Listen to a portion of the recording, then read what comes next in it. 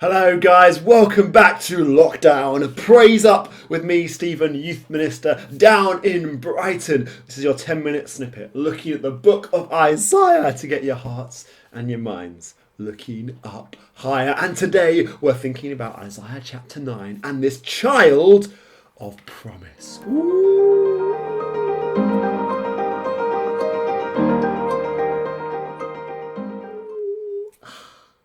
Now, welcome back to my office. It looks different, doesn't it? So different. So I won't show you anything new, just give you a moment to get used to the brand new layout of the office. And also, the lack of beard. Yeah, you're used to it? It's time for our daily challenge. And this week is another Christmas classic. We're going to have a go at some dingbats. Now, my grandpa used to love dingbats. If you don't know what it is, basically kind of work out what these weird pictures are depicting. Say what you see. Okay, here it is. And I'll put it on the link thing at the bottom for you to have another look at afterwards. That's our challenge, Dingbat Christmas time, because we're thinking Christmas. Because remember, God's people are walking in darkness, judgment, and distress. But God's got a plan. And he's going to send one person. Verse 6 of Isaiah 9. For to us a child is born. To us a son is given. A child. A special child. A child of promise. A Christmas child. And this child would come into the world and change everything. And we know who this is talking about. We know this is talking all about King Jesus. And so we're going to spend the next 4 lockdown praise ups looking at this child because, man, that's what we need to look at when things are dark and gloomy. Now, when babies are born, they're given names, right? That's pretty obvious. I mean, my name's Stephen, but when I was born, there was a debate over my name. Because my family are Greek Cypriots, and Dad wanted to give me a classic Grecian name. And so he was seriously considering calling me Banikos Demetrio. Banikos Demetrio! I mean, does it get any more Greek sounding than Banikos Demetrio? What do you think, Banikos? Dad, thank you for calling me Stephen. but this child of promise in Isaiah 9 is given 4 special names. 4 hefty names, which is pretty wild. I mean, have a look at verse 6. He will be called the Wonderful Counselor, the Mighty God, the Everlasting Father, the Prince of Peace. I'm those are not normal baby names. This baby is special son. He's a special son. And all these names are given to Jesus over 700 years before he's born. 700 years before he's born. And these names are so special because they do 2 things. 1, they tell us what Jesus will do. And 2, they show us just what we need. I mean, they tell us what he will do. We don't do this very much, but it'll be a bit like when Stephen pops out into the world. Weird image, sorry. On that dark, cold December day in 1990, and Mummy and Daddy D looking at him and saying, "Orange lover, hat wearer, big eater, youth worker." Because those are pretty much the 4 big things that I do. 4 names that sum me up entirely. but those, just like these 4 names in Isaiah 9 tell us just what Jesus is going to do on this earth. And what he's like. And the second thing they do, they tell us what we need. Because each of these names shows us a big hole in humanity. In other words, they show us exactly what we're missing. And why we need Jesus so much. In fact, we're going to see that he is the only everything we need. And I know that doesn't make grammatical sense. But think about it. He is the only everything we need. So let's have a look at name number 1.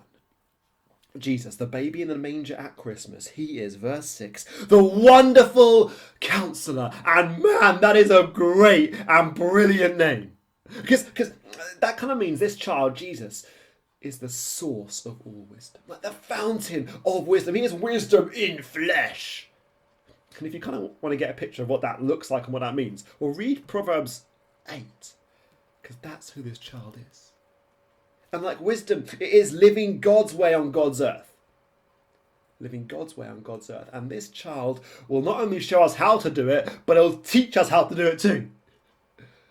And he's the source of all wisdom. It's like he is the ultimate God guide, like Google Maps, but for your life. And it won't ever lead you wrong. Never make any mistakes. He'll help us live God's way on God's earth. He is wisdom in flesh. And look at verse 6 again. He's the wonderful counselor. Now that word wonderful, it means beautiful, but also it's used 54 times about the stuff that God does. The stuff that God does that is so mind-bendingly beautiful and magnificent and wow. Stuff that only he could do. And so here, it's kind of saying that this child, this baby Jesus, has mind-bending, out of this world, beautiful wisdom. He truly is the ultimate God guide. And just think about people in Isaiah's day, because they've had Ahaz as king. Dodgy Ahaz, who's making deals with the Assyrians. He's the opposite of wise. What is he doing? What are you doing, Ahaz? And here they're being promised a king with wisdom greater than King Solomon. Wisdom to spare, the ultimate God guide. Boom! He'll tell you how to live God's way on God's earth and show us what it looks like. Jesus. And remember, all this comes when God's people are in darkness.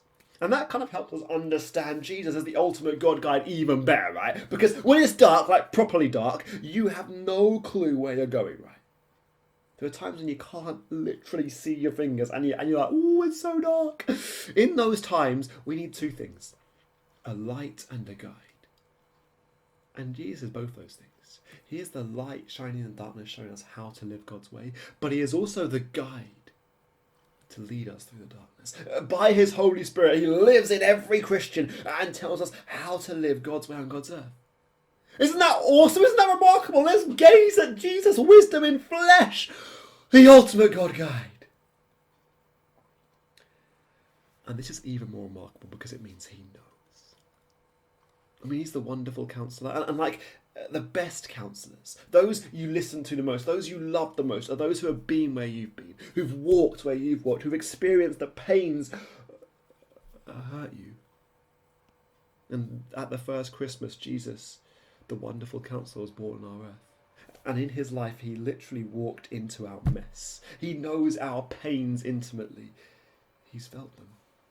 So our God, the ultimate God guide, is someone who truly understands us, who has walked with us. Doesn't that make God incredible?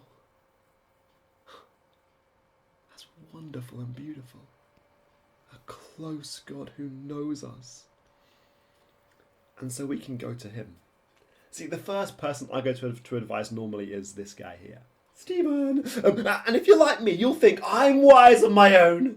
I mean, that tiger, that onesie thing is not wise. Anyway, I can make decisions without help, without guidance, or we'll turn, maybe not to ourselves, we might turn to social media and influencers to tell us how to live this way, or to society in general to tell us how to live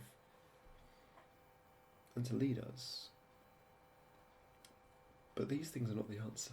Listening to them is like groping around in the darkness, looking for the way to go. But when we have wisdom from God, everything changes. It's like, as my old youth worker Dave Walker used to say, it's like we're wearing night vision goggles and we can see through the gloom, see through the darkness and go God's way. That's why we go to Jesus. That's why we go to God for wisdom and advice. And when we talk to him, he knows. The wonderful counselor understands us. He understands being rejected. He understands being hurt by friends. He understands being mocked. So we can go to him however we're feeling and bare our soul to him. So do that today. He knows. He understands. He is the wonderful counselor, the ultimate God guide. And actually, we need to get used to asking him first, especially when we're making big decisions. How often do I make them without him? Let's ask him, let's talk to him, let's look for his wisdom in his word. And you could do that by reading Proverbs after Easter. Why not have a look at those nuggets of beautiful wisdom? The night vision goggles to help you see through the darkness. And why not also make it part of your daily prayer to ask him for wisdom for this day? Because Jesus is the ultimate God guide who knows. So let's go to him first and foremost. Let me pray. Father, thank you that Jesus is wisdom in flesh, that he is the ultimate God guide who knows what it's like, who's been where we've been. Lord, help us to turn to him for advice, to not look elsewhere, but to run to him. Thank you for the wisdom of Jesus. Amen. Amen. That's name number 1 of 4 in these next 4 lockdown praise ups. And remember, 25th of April, 2020, lockdown Christmas. It's coming! Woo!